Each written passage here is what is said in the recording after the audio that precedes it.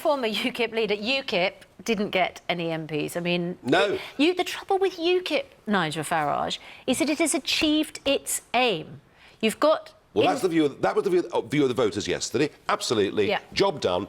Theresa May's going for Brexit. And Corbyn, in the end, said, look, Labour's going for Brexit and it will stop free movement. However, I have a feeling that what you're about to see is a massive backsliding on Brexit. The numbers suggest it has to be a Tory coalition with a DUP from Northern Ireland. And even David Davis, who I've always viewed as being the closest to my views on the European project, at 2:30 this morning was saying that maybe our membership of the single market and the customs union will need to be reconsidered. So we're going to go for a soft Brexit, in other words? Well, we basically won't leave. You know, we'll leave in name only if that was the route we went down. And how do you feel about that? I feel we triggered Article 50.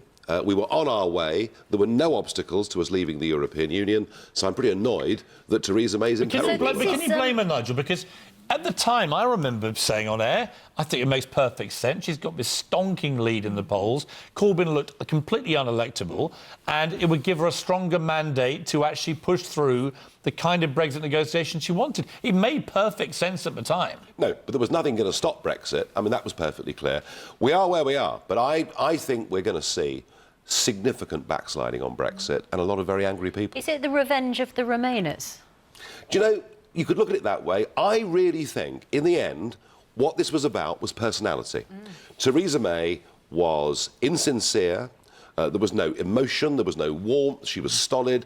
Corbyn, from the moment they launched the manifesto, he seemed to be comfortable in his own skin, tearing around the country. I mean, he had an absolutely amazing campaign. And a bit like Donald Trump, don't you think?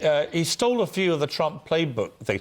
He positioned himself as anti-establishment. Very much so, yeah. He did lots of kind of rallies in heartland areas where the optics on television were of a very popular bloke. And he didn't really bottle anything. He was, you know, I thought the masterstroke was having said he wouldn't do the debate because Theresa May wouldn't. At the last minute, in he goes. He called her bluff and in he went. In that moment, that showed to me he understood leadership, that actually it was a great, cunning move which exposed her as weak. Well, Theresa May U-turns on so many things. I think she's more of a follower than a leader. This is Armageddon for the Tories, isn't it? It's Armageddon for Theresa May. And it could be a big problem for the Brexit process. And that's why, interestingly, UKIP being where it is this morning, you may find, actually, it could become more relevant than it ever was before. What are you going to do?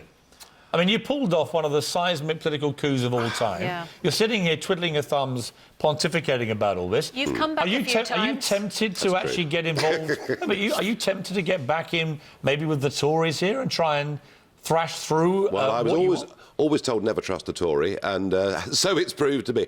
Piers, I am actually very angry this morning. As I say, we were on course for Brexit, and suddenly we may not be. If we don't get the kind of Brexit that people voted for, I'll have no choice but to throw myself back into politics. In what way? I haven't worked that out yet. But it wouldn't be through UKIP, presumably? Well, or could it? Well, I don't see where else it could be.